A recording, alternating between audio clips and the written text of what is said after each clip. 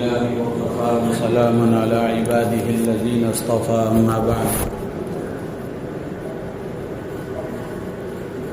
فأعوذ بالله من الشيطان الرجيم بسم الله الرحمن الرحيم وأتموا الحج والعمرة لله صدق الله العظيم وقال النبي صلى الله عليه وسلم تابعوا بين الحج والعمرة فإنهما ينفيان الفقر والذنوب كما ينفي الكير خبث الحديد والذهب والفضة أو كما قال عليه الصلاة والسلام۔ قابل احترام حجاج کرام، عزیز دوستوں، بھائیوں، بزرگوں اور پردہ نشین ماؤں اور بہنوں،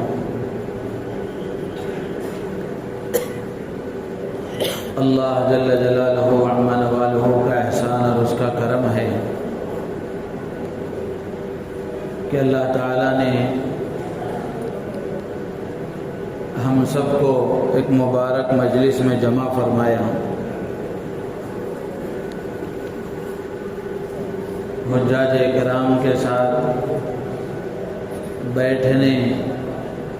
اور کچھ کہنے سننے کی اللہ نے ہمیں توفیق عطا فرمائی۔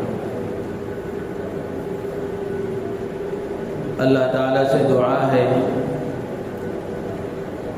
کہ اللہ تبارک و تعالی اس سال پوری دنیا سے جتنے حجاج کرام حج کے لیے تشریف لے جا رہے ہیں، اللہ تعالیٰ ان کے حج کو آسان فرمائے اور ان کے حج کو اپنی بارگاہ میں قبول فرمائے۔ بالخصوص ہمارے صوبے اور شہر بنگلور سے جتنے حجاج کرام اس وقت مدینہ منورہ پہنچ چکے ہیں، پہنچنے والے ہیں، اللہ تعالیٰ سب کے حج کو آسان فرمائے، قبول فرمائے، اور حجاج کرام کے ساتھ بیٹھنے کی برکت سے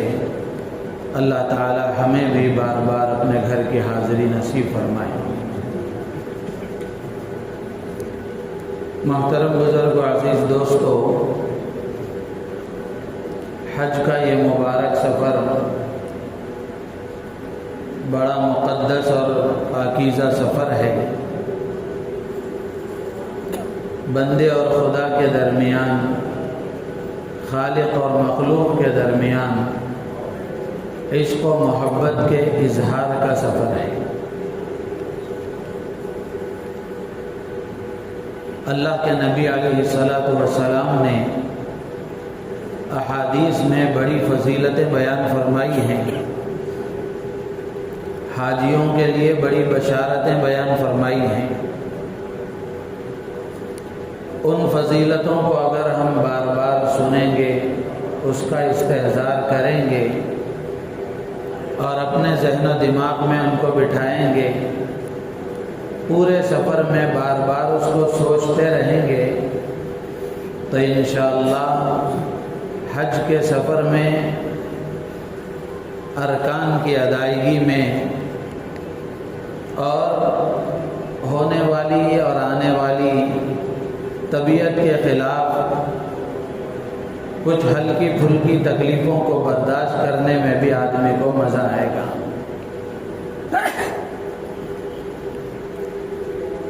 سب سے پہلی بات تو یہ ہے کہ جن کو اللہ تبارک و تعالی نے حج کی توفیق عطا فرمائی ہے، اس کا انتظام فرمایا ہے اور اپنے گھر بلانے کا فیصلہ فرمایا ہے، ان کے دل و دماغ میں یہ بات اچھی طرح محفوظ رہنی چاہیے اور پورے سفر میں اس کا استحضار کرتے رہنا چاہیے کہ نہ ہم اپنے مال کی وجہ سے جا رہے ہیں،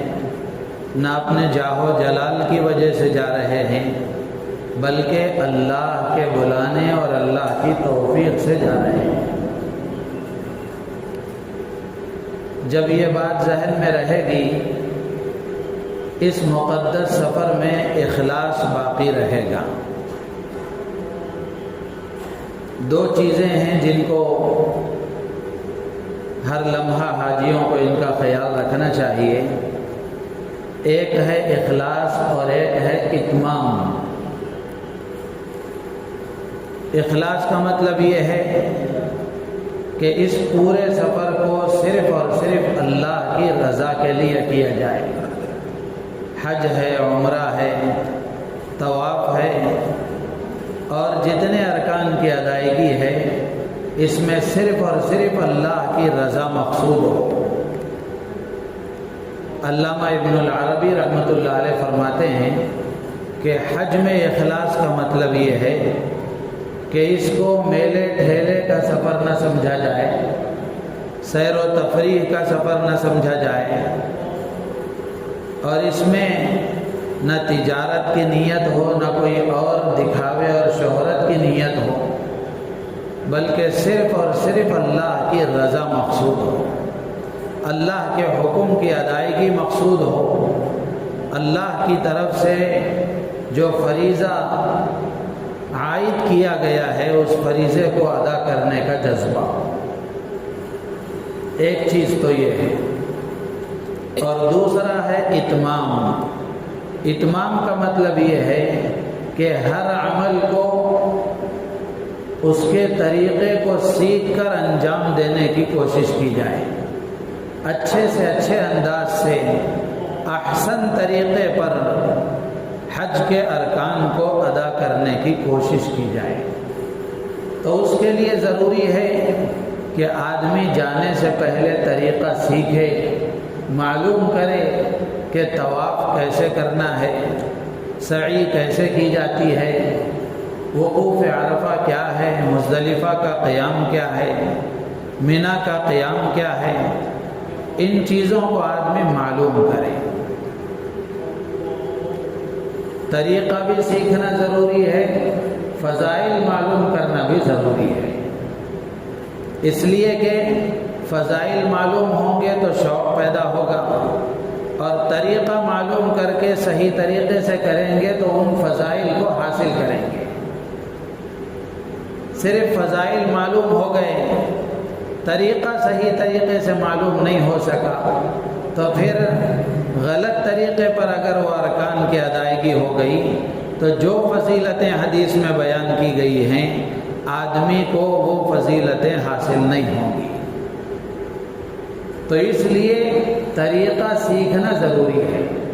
حج ہی کا نہیں بلکہ زندگی بھر میں آدمی جو بھی کام کرے، دین کا جو بھی کام کرے، اس کا طریقہ سیکھ کر کرنے کی کوشش کرنا چاہیے، اس لیے کہ طریقہ صحیح ہوگا تو فضیلت حاصل ہوگی، طریقہ اگر صحیح نہیں ہوگا تو فضیلت حاصل نہیں ہوگی۔ اللہ کے نبی علیہ السلام نے حاجیوں کے لیے حدیث میں بڑی بشارتیں بیان فرمائی ہیں۔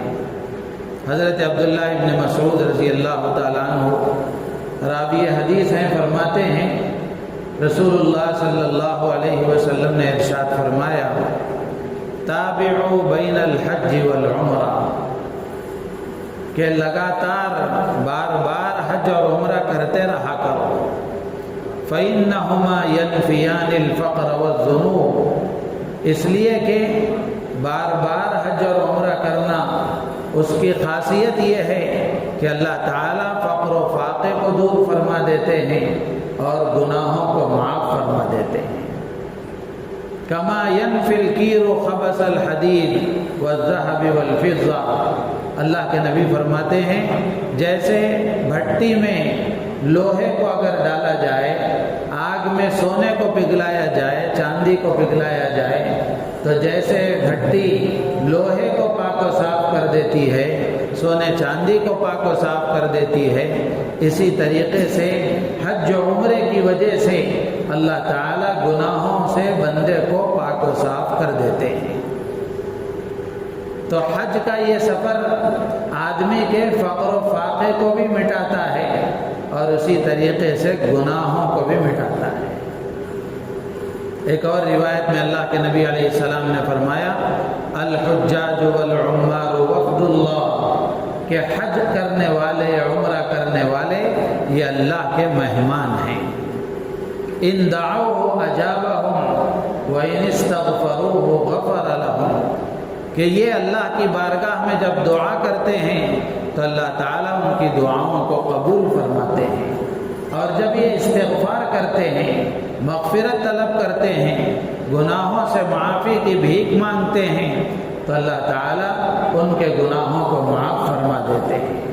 حدیث میں اللہ کے نبی علیہ السلام نے حاجیوں کے لیے دعا فرمائی کہ اے اللہ ان کی بھی مغفرت فرما، اور جس کے لیے یہ مغفرت طلب کریں ان کی بھی مغفرت فرما. اللہ حاجی کے گناہوں کو بھی معاف فرمائیں گے، اور جن کے لیے وہ استغفار کرے گا، جن کے لیے وہ معافی طلب کرے گا، اللہ تعالیٰ ان کے گناہوں کو بھی معاف فرما دیں گے. ایک اور روایت میں اللہ کے نبی علیہ السلام نے فرمایا کہ حاجی کی سفارش اللہ تعالیٰ اس کے خاندان کے 400 افراد کے حق میں قبول فرمائیں گے. 400 افراد یا 400 گھرانوں کے حق میں اللہ تعالیٰ حاجی کی سفارش قبول فرمائیں گے. کتنی بڑی سعادت کی بات ہے، کتنی بڑی فضیلت کی بات ہے. اگر حج کرنے والا اس فضیلت کو بار بار سوچتا رہے، بار بار اس کا استحضار کرتا رہے، تو اس کے حج کی ادائیگی میں، ارکان کی ادائیگی میں اس کو کتنا مزہ آئے گا، اور وہ اعمال کے کرنے میں کتنا اللہ کو حاضر و ناظر سمجھ کر کرے گا. تو اللہ کے نبی فرماتے ہیں کہ 400 گھرانوں اور 400 افراد کے حق میں اللہ تعالیٰ اس کی سفارش قبول فرمائیں گے، اور وہ گناہوں سے ایسا پاک و صاف ہو کر حج سے باہر آئے گا جیسے آج ہی دنیا میں آیا ہے. اسی طرح ایک اور روایت میں اللہ کے نبی نے فرمایا النفقۃ فی الحج کالنفقۃ فی سبیل اللہ ب700 ضعف، او کما قال علیہ الصلاۃ والسلام. اللہ کے نبی علیہ السلام فرماتے ہیں کہ حج کے سفر میں آدمی جو کچھ خرچ کرتا ہے حج کے سفر کے لیے، اللہ تعالیٰ اس کے ایک ایک روپیے پر، ایک ایک خرچ پر اللہ تعالیٰ اس کو 700 گنا اجر عطا فرماتے ہیں. تو جو بھی آدمی خرچ کرے اس سفر میں اپنے لیے، دوسروں کے لیے،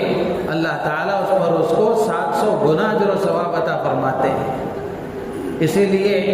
آدمی کو حج کے سفر میں خوش دلی کے ساتھ خرچ کرنا چاہیے، خوش دلی کے ساتھ. اس کا یہ مطلب نہیں ہے کہ آدمی اسراف کرے، فضول خرچی کرے، یہ مطلب نہیں ہے، بلکہ اپنی ضرورتوں پر اور اللہ کے ضرورت مند بندوں پر، اپنے ساتھیوں پر اور ملنے جلنے والوں پر آدمی جو کچھ بھی خرچ کرتا ہے، اللہ تعالیٰ اس کا اجر و ثواب اسے 700 گنا بڑھا کر عطا فرماتے ہیں. حدیث میں بے شمار باتیں اللہ کے نبی علیہ السلام نے بیان فرمائی اور اس کے فوائد بیان فرمائے کہ آدمی حج کرتا ہے، عمرہ کرتا ہے، اللہ تعالیٰ فقر و فاقے کو دور فرما دیتے ہیں، روزی کی تنگی کو دور فرما دیتے ہیں. اور اسی طرح ایک اور روایت میں آتا ہے کہ اللہ کے نبی نے فرمایا حج کرو غنی بنو گے، حج کرو غنی بنو گے، اللہ تعالیٰ مالدار بنا دیں گے، وسعت والی روزی عطا فرمائیں گے، روزی میں کشادگی عطا فرمائیں گے. بعض روایتوں میں آتا ہے کہ آدمی حج کرتا ہے، اللہ تعالیٰ اس کی عمر میں برکت عطا فرما دیتے ہیں، اس کی روزی میں برکت عطا فرما دیتے ہیں. تو یہ سارے فضائل اس وقت میں ہیں جب حج ہو، حج کے طریقے پر اس کو کیا جائے اور صحیح طریقے سے، صحیح جذبے کے ساتھ، صحیح نیت کے ساتھ کیا جائے. اور حج کے جو اعمال ہیں، جو ارکان ہیں، ایک ایک عمل کی اللہ کے نبی نے کتنی فضیلتیں بیان فرمائی. آدمی یہاں سے جاتا ہے،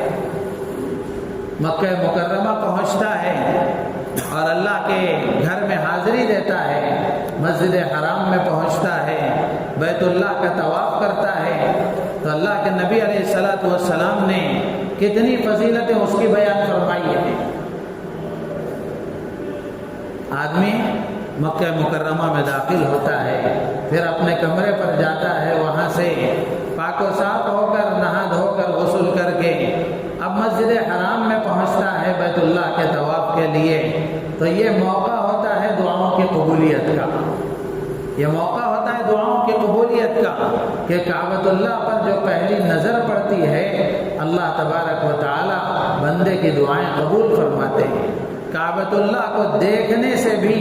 آدمی کا ایمان بڑھتا ہے۔ حضرت عبداللہ ابن عباس رضی اللہ تعالیٰ عنہ بڑے جلیل القدر صحابی ہیں، فرماتے ہیں النظر الی الکعبۃ محض الایمان، کہ کعبۃ اللہ کی طرف دیکھنا بھی ایمان ہے،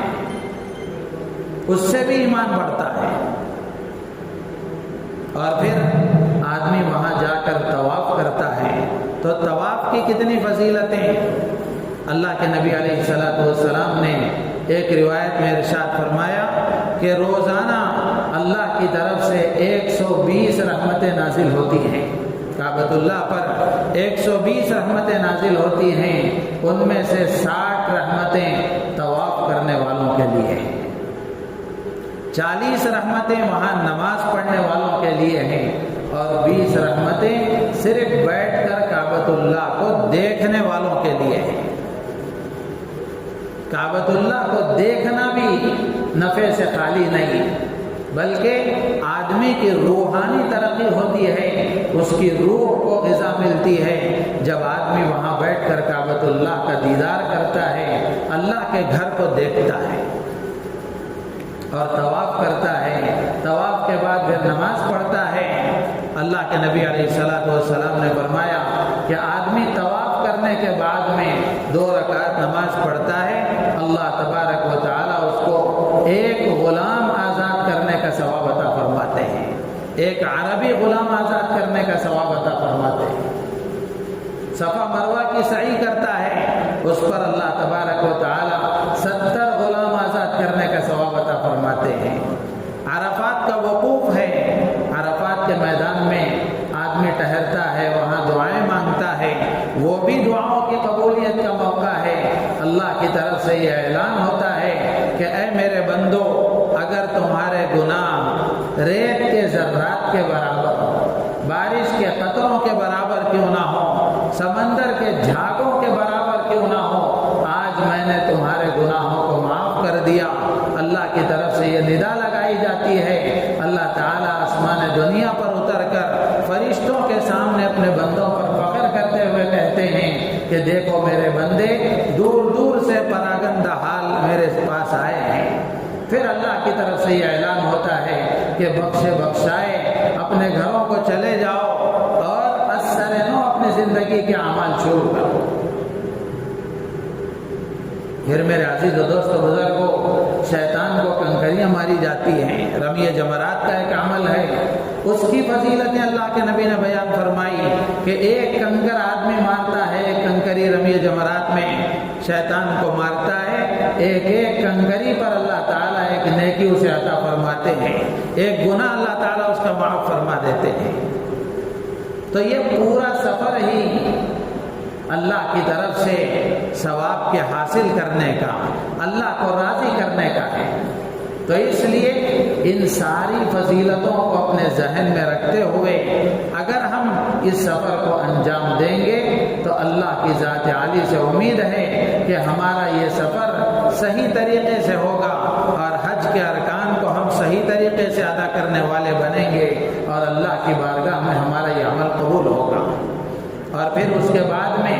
آدمی حج کا سفر ہے تو چونکہ یہاں سے پہلے احباب مدینہ منورہ جا رہے ہیں تو اس سے متعلق کچھ باتیں عرض کر کے پھر عمرے کی بات کریں گے۔ مدینہ منورہ کا سفر یہ بھی عشق و محبت کا سفر ہے۔ آپ اندازہ لگائیں کہ اللہ کے نبی علیہ الصلوۃ والسلام ہم سب کے محسن آقا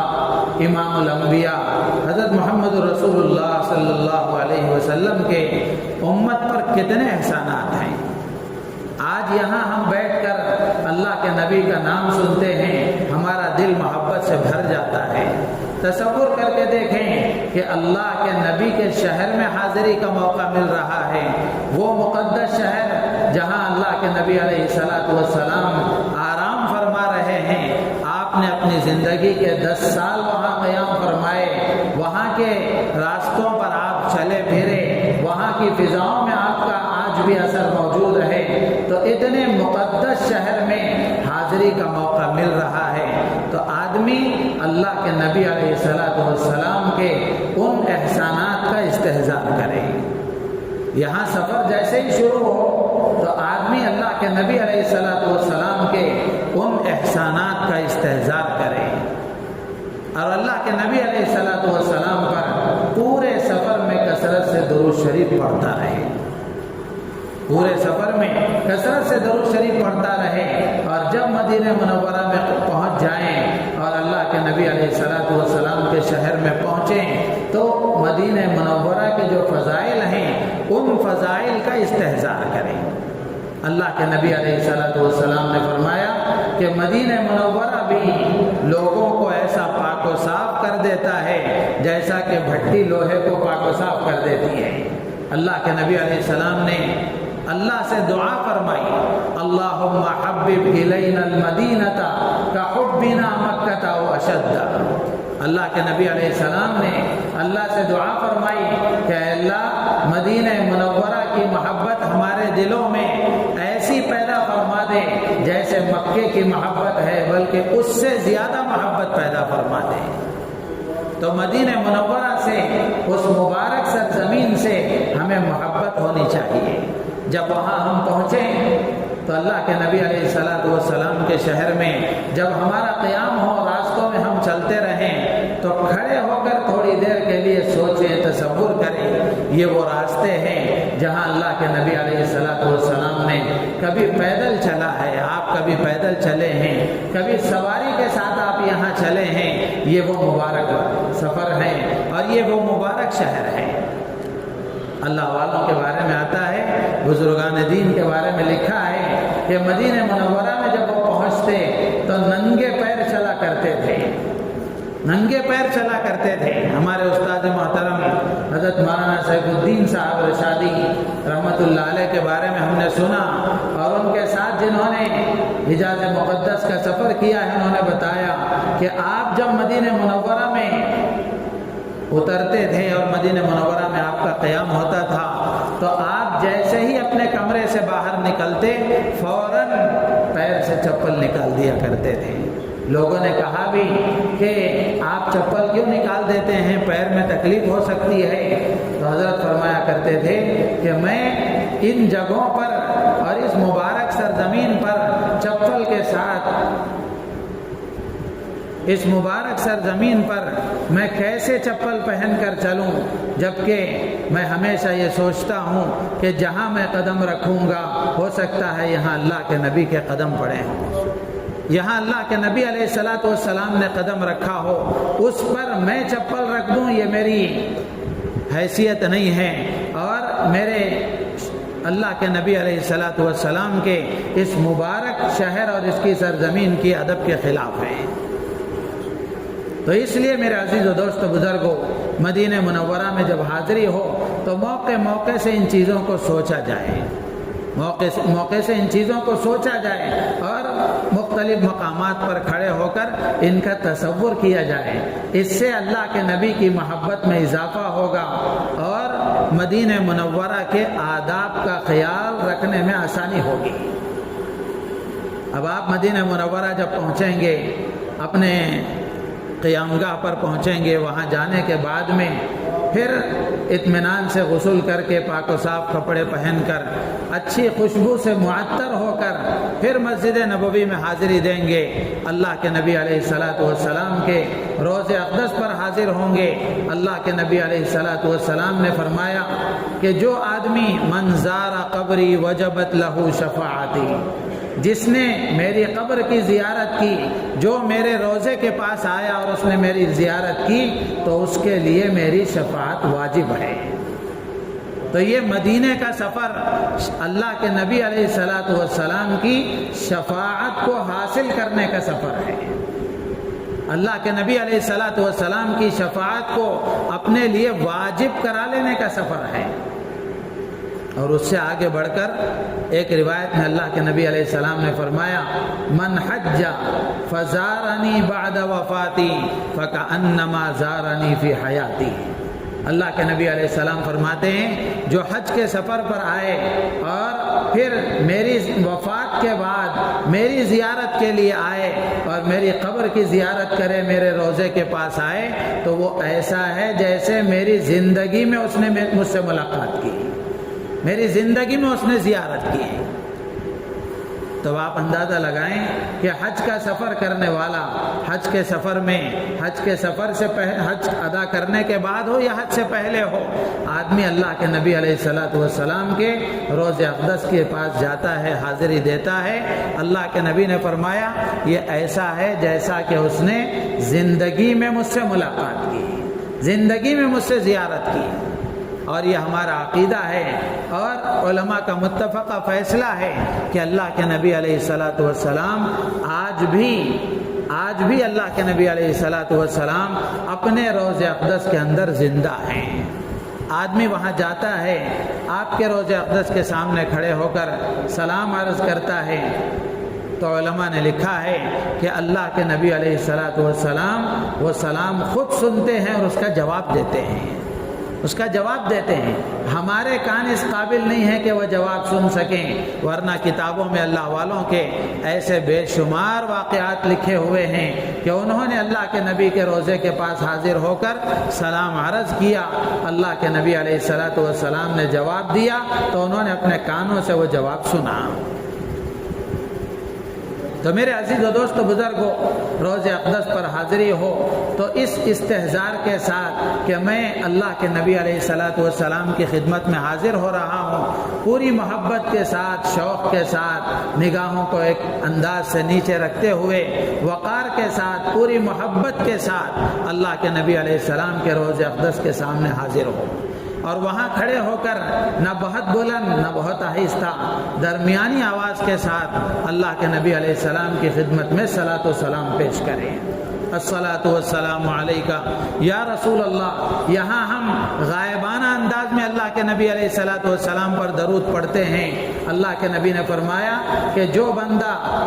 دور رہ کر درود پڑھتا ہے، فرشتوں کو اللہ نے مقرر کیا ہے کہ وہ فرشتے درود مجھ تک پہنچاتے ہیں، ان کا سلام مجھ تک پہنچاتے ہیں۔ اگر کوئی اللہ کے نبی علیہ السلام کے روض اقدس کے سامنے کھڑے ہو کر صلاۃ و سلام عرض کرتا ہے، اللہ کے نبی خود اس کو سنتے ہیں، خود اس کو سنتے ہیں۔ تو اس لیے اس استحضار کے ساتھ، پورے ادب اور وقار کے ساتھ، پورے اور ادب اور وقار کے ساتھ یہ تصور کر کے دیکھیں کہ اللہ کے نبی علیہ السلام موجود ہوتے تو ہم اللہ کے نبی کی خدمت میں کیسے حاضر ہوتے، کتنے ادب کے ساتھ، کتنے وقار کے ساتھ حاضر ہوتے۔ تو یہی تصور ہو اور اسی استحضار کے ساتھ کہ اللہ کے نبی علیہ السلام اپنے روض اقدس کے اندر باحیات ہیں، میں سلام عرض کروں گا، اللہ کے نبی سلام سنیں گے، اس استحضار کے ساتھ اللہ کے نبی کی خدمت میں حاضر ہو، وہاں روض اقدس پر صلاۃ و سلام پیش کریں۔ اللہ کے نبی علیہ السلام نے ایک اور روایت میں فرمایا منظارنی کان جواری یوم القیامہ۔ ایک روایت میں اللہ کے نبی فرماتے ہیں کہ جو آدمی میری زیارت کرتا ہے، روزے کے پاس حاضر ہوتا ہے، تو قیامت کے دن اللہ تعالیٰ اسے میرا پڑوس عطا فرمائیں گے، میرا پڑوس عطا فرمائیں گے، میرا پڑوسی بنائیں گے۔ تو اس لیے ان فضائل کے استحضار کے ساتھ، پورے ادب اور وقار کے ساتھ، بہت سارے لوگ عموماً بلند آواز سے وہاں کھڑے ہو کر صلاۃ و سلام پیش کرنے کی کوشش کرتے ہیں، یہ ادب کے خلاف ہیں، ادب کے خلاف ہیں۔ اس لیے کہ قرآن میں اللہ تبارک و تعالیٰ نے سورہ حجرات میں فرمایا یا ایھا الذین آمنوا لا ترفعوا اصواتکم فوق صوت النبی، کہ ایمان والو نبی کے سامنے اپنی آوازوں کو بلند مت کرو۔ یہ حکم جیسے اللہ کے نبی کی زندگی اور حیات میں تھا، آج بھی یہ حکم ہے کہ اللہ کے نبی علیہ السلام کے روضے کے سامنے بھی آدمی شور نہ کرے، آواز بلند نہ کرے۔ اسی لیے آپ دیکھیں مدینے میں ایک قسم کا سکون رہتا ہے، سناٹا رہتا ہے، اور خود مسجد نبوی میں جو ائمہ نماز پڑھاتے ہیں وہ بھی اس کا لحاظ رکھتے ہیں، ان کی آواز بھی ایک انداز کی ہوتی ہے. اس کے مقابلے میں حرم پاک میں دیکھیں، یہاں جو ائمہ نماز پڑھاتے ہیں ان کی آواز کے مقابلے میں مسجد نبوی میں جو ائمہ نماز پڑھاتے ہیں ان دونوں کی آواز میں فرق ہے. وہ اسی لیے کہ اللہ کے نبی علیہ الصلاۃ والسلام بازو آرام فرما ہیں، تو اس کا لحاظ رکھتے ہوئے، ادب کا خیال کرتے ہوئے آواز کو درمیانی انداز کی رکھتے ہیں.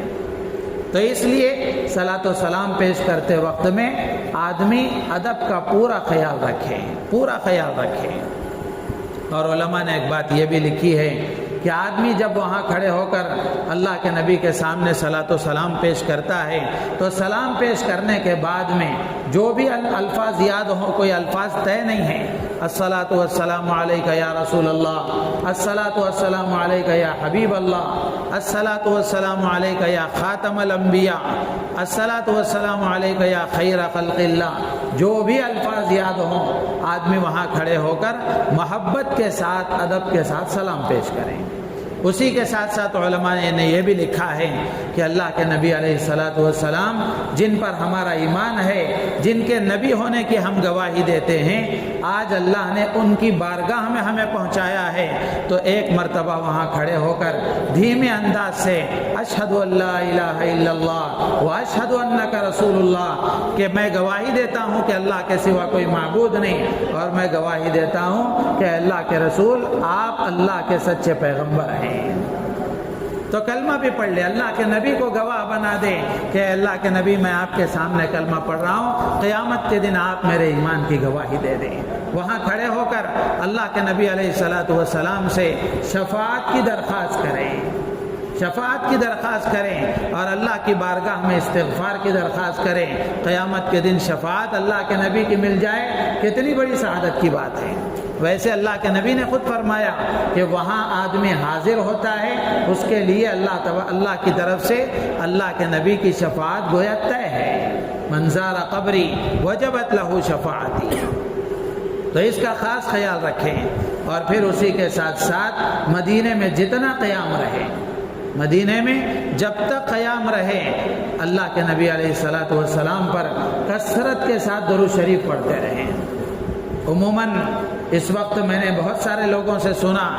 لوگ آسانی کے ساتھ یہ کہہ دیتے ہیں مدینے میں کیا کام ہے، کوئی کام نہیں ہے، نماز پڑھو گھومتے رہو، نماز پڑھو مسجد نبوی میں گھومتے رہو. اتنا ہی نہیں ہے،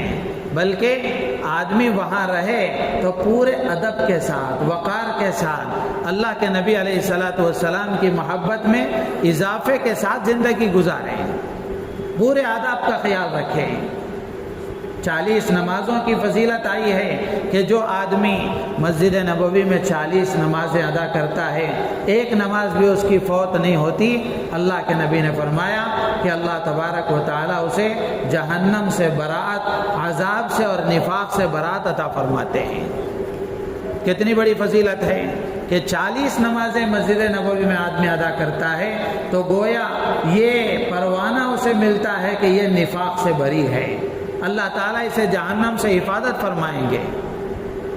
تو اس لیے اس کی پوری کوشش کریں کہ نمازیں مسجد نبوی میں ادا ہوں.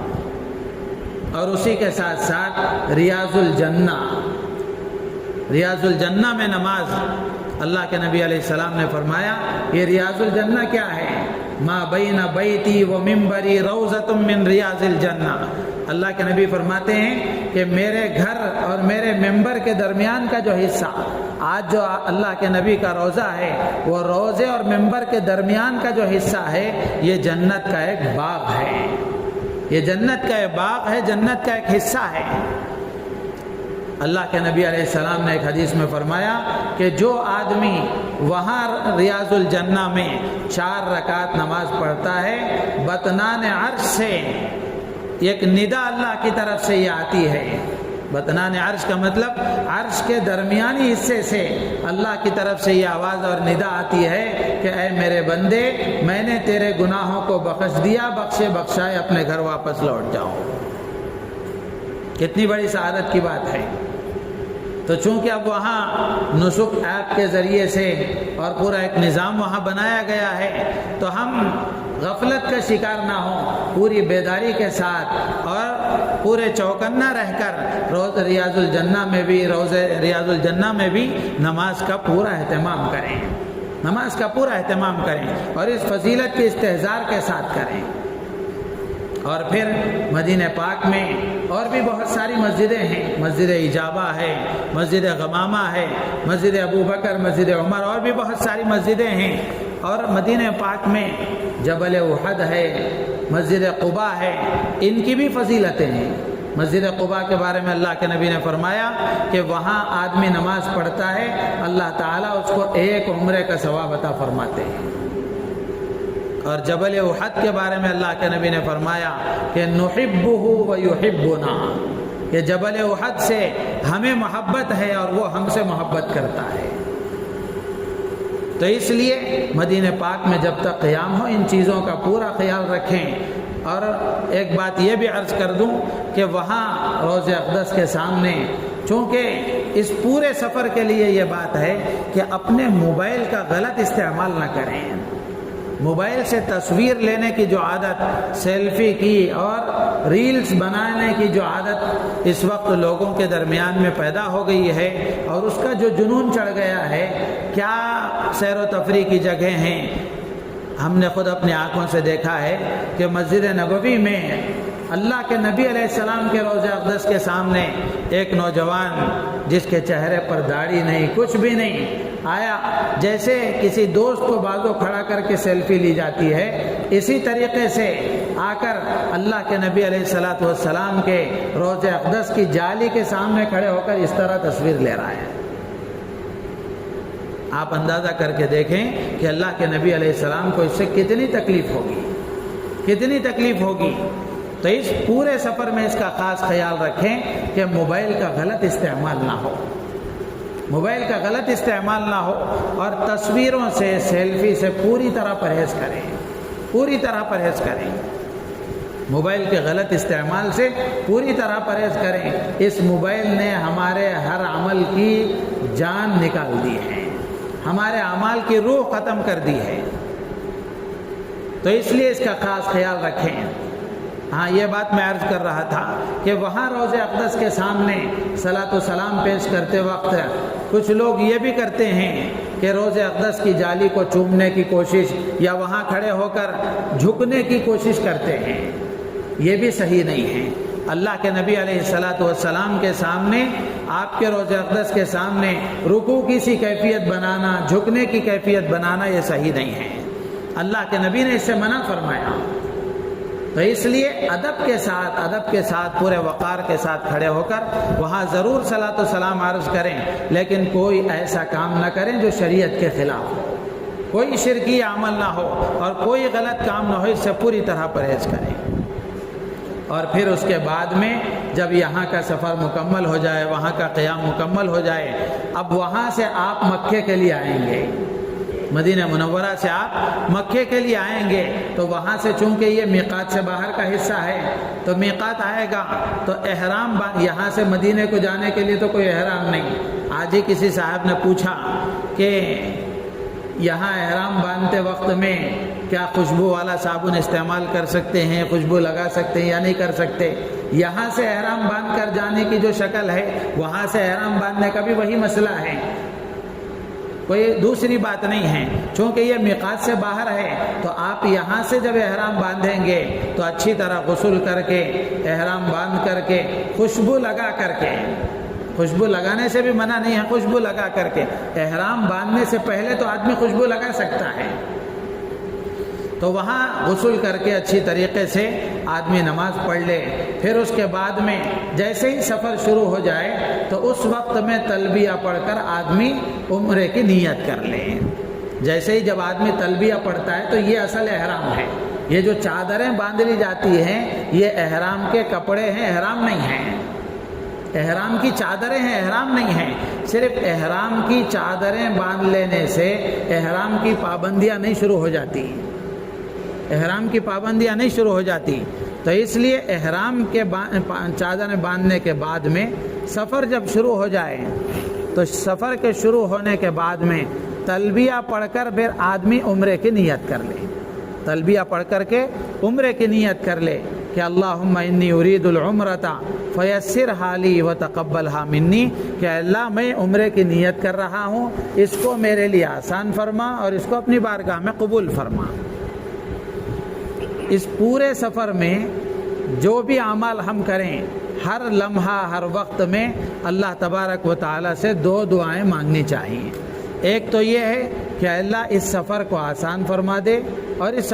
سفر کو قبول فرما لے، اس عمل کو آسان فرما دے، اس عمل کو قبول فرما لے۔ تو اس سے معلوم ہوا کہ سفر میں تھوڑی بہت مشقت تو ہوگی، اسی لیے اللہ کے نبی نے آسانی کی دعا مانگی ہے۔ تو اس لیے ہر عمل کے وقت میں آدمی آسانی کی دعا مانگے اور قبولیت کی دعا مانگے، اس لیے کہ صرف عمل کر لینا کافی نہیں ہے، عمل کا اللہ کی بارگاہ میں قبول ہونا بھی ضروری ہے۔ قبول ہونا اصل ہے، جو عمل قبول ہو جائے وہی اللہ کے ہاں قابل قبول ہے، اسی کا اجر و ثواب ہمیں ملتا ہے، اسی کے فائدے ہمیں حاصل ہوتے ہیں۔ تو اس لیے اب یہاں سے آپ کا احرام شروع ہو گیا، پھر آپ جب مکے میں آئیں گے، مسجد حرام میں داخل ہوں گے تو آپ پورے وقار کے ساتھ، ادب و احترام کے ساتھ اللہ کے گھر میں حاضری دیں گے۔ تو بیت اللہ کی پہلی نگاہ چونکہ دعاؤں کی قبولیت کا موقع ہے تو نگاہیں نیچے رکھتے ہوئے جائیں،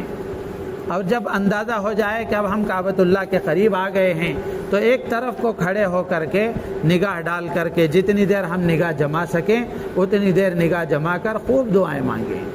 اب ظاہر سی بات ہے پہلی نگاہ میں آدمی کتنی دیر نگاہ جما سکے گا؟ نگاہ تو کچھ دیر کے لیے جم سکتی ہے، تو اسی لیے